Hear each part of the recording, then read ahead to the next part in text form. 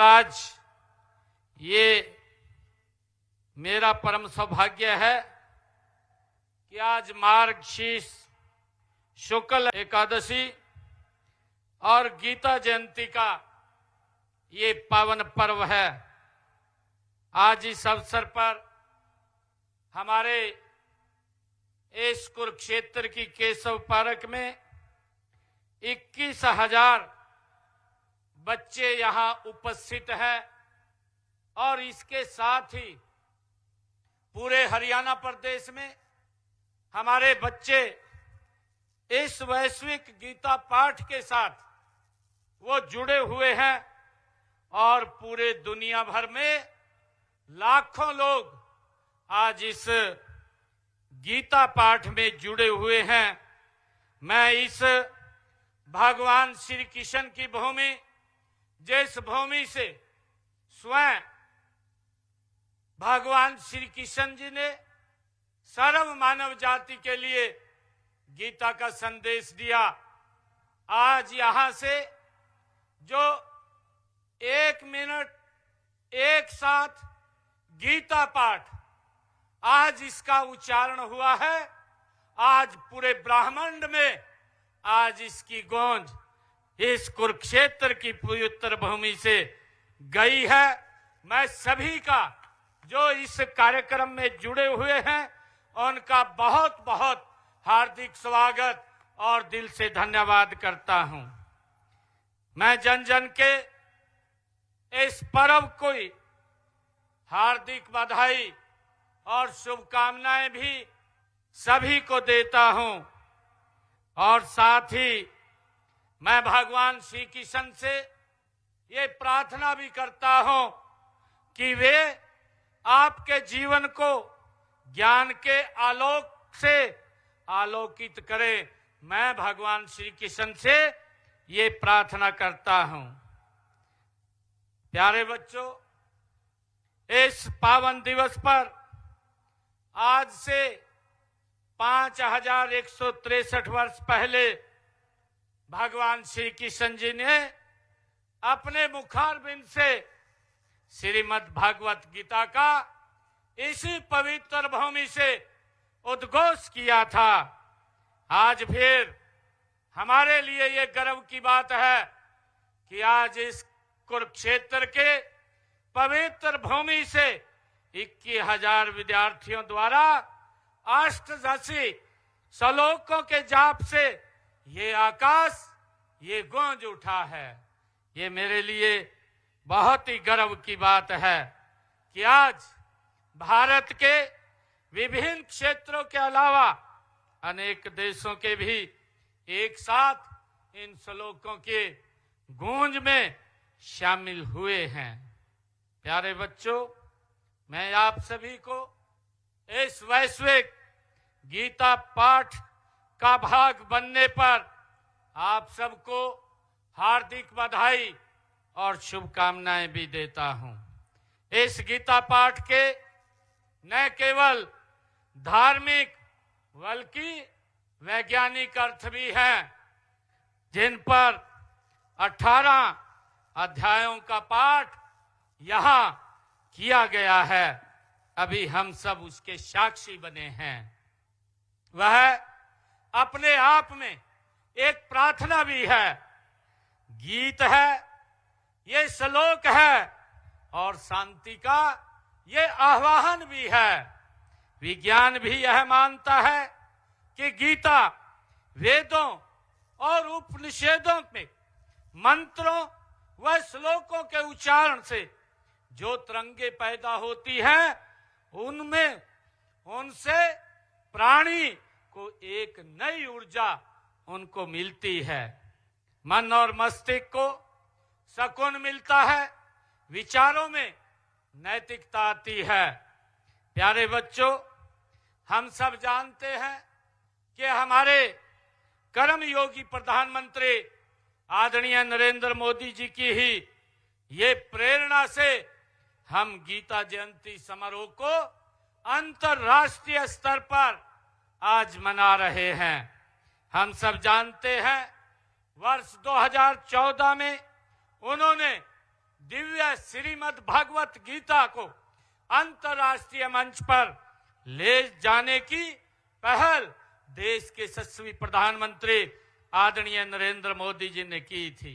उन्होंने वर्ष 2014 में अमेरिका की जो उनकी प्रथम यात्रा थी, इसके दौरान 19 सितंबर 2014 को अमेरिका के तत्कालीन जो राष्ट्रपति थे बराक ओबामा, उनको ये गीता भेंट किया था। उन्होंने अमेरिका के राष्ट्रपति को श्री महादेव देसाई की द्वारा लिखित पुस्तक the Gita according to Gandhi भेंट की थी। और इस अद्भुत पहल से प्रेरित होकर हम वार्षिक गीता अंतर्राष्ट्रीय गीता जयंती समारोह को वर्ष 2016 से अंतर्राष्ट्रीय स्तर पर मनाने का निर्णय ये हमने किया है। आज मुझे खुशी है कि इसमें कई देशों के प्रतिभागी और लाखों श्रद्धालु इसमें भाग लेते हैं। हम सब के लिए ये गर्व की बात भी है कि माननीय प्रधानमंत्री जी ने गत 25 नवंबर को अभी अंतर्राष्ट्रीय गीता जयंती इस अवसर के ऊपर यहाँ अंतर्राष्ट्रीय गीता महोत्सव में आदरणीय प्रधानमंत्री जी शामिल हुए थे। उन्होंने महाभारत थीम पर आधारित अनुभव केंद्र का भी लोकार्पण आदरणीय प्रधानमंत्री जी के कर कमलों द्वारा हुआ है। और यही नहीं, उन्होंने यहाँ पर इसका लोकार्पण तो किया है, परंतु इसके बाद आदरणीय प्रधानमंत्री नरेंद्र मोदी जी ने 28 नवंबर को कर्नाटक के उडुपी में अनुभव केंद्र का विशेष रूप से जिक्र भी किया है, आह्वान भी किया है कि आप भगवान श्री कृष्ण के उस रूप को जाकर के आप उसमें अनुभव कर सकते हैं। और उन्होंने देशवासियों से इसे देखने की भी अपील यशस्वी प्रधानमंत्री जी ने की है। मुझे खुशी है कि आज गीता महोत्सव की परंपरा उनके मार्गदर्शन में विश्वव्यापी हो चुकी है। कल ही देश के यशस्वी प्रधानमंत्री आदरणीय नरेंद्र मोदी जी ने जो हर महीने अंतिम रविवार को मन की बात वो देशवासियों से आदरणीय प्रधानमंत्री जी करते हैं, हमारे कुरुक्षेत्र के लिए, हमारे हरियाणा के लिए, हमारे देश के लिए ये गर्व की बात है कि उन्होंने अपनी मन की बात में गीता अनुभव केंद्र का 2.5 मिनट तक उसका जिक्र किया है और उसके बारे में पूरा दिखाया है। प्यारे बच्चों, माननीय प्रधानमंत्री जी ने गीता के अलावा योग को भी पूरे संसार में फैलाने का काम किया है। उन्हीं के प्रयासों से हर साल 21 जून को अंतर्राष्ट्रीय योग दिवस ये मनाया जाता है। गीता में योग के महत्व पर प्रकाश डाला गया है। गीता का एक महत्वपूर्ण श्लोक है, योग कर्मसु कौशलम, अर्थात योग मनुष्य को कर्म में दक्ष बनाता है। यह श्लोक आज के समय में भी मानसिक शांति और कर्म में ये दक्षता का सर्वोत्तम ये सूत्र है। हमारे प्यारे बच्चों, आज हम लोग अनेक चुनौतियों से ये संसार जूझ रहा है। इसमें तनाव, क्रोध, अनिश्चितता आदि कितनी समस्याएं हमारे सामने हैं, परंतु प्यारे बच्चों, गीता हमें सिखाती है समय शस्त्रो च मित्रे च तथा माना पामानयो, अर्थात जीवन के हर उतार चढ़ाव में संभाव बनाए रखना ही ये सच्चा योग है। यदि व्यक्ति समभाव अपनाए तो जीवन में संघर्ष कम होंगे और समाज में शांति बढ़ेगी। प्यारे बच्चों, जो लोग प्रतिदिन गीता का पाठ करते हैं वे काम, क्रोध, लोभ और मोह, अहंकार से ऊपर उठ जाते हैं।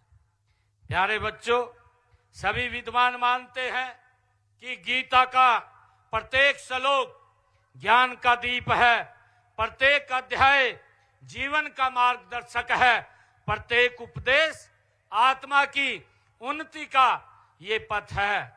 भगवान श्री कृष्ण, भगवान योगेश्वर कहते हैं, कर्ममेव वादिका रस्ते मा फलेषु कदाचन।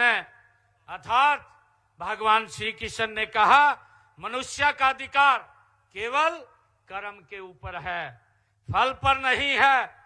यदि शिक्षा मनुष्य को निराशा से निकालकर कर्तव्य पालन की ओर अग्रसर करती है, तो यदि समाज का प्रत्येक व्यक्ति इस सिद्धांत को अपने जीवन में उतार ले तो समाज में अनुशासन, समरसता और संतुलन स्वतः ही स्थापित हो जाता है।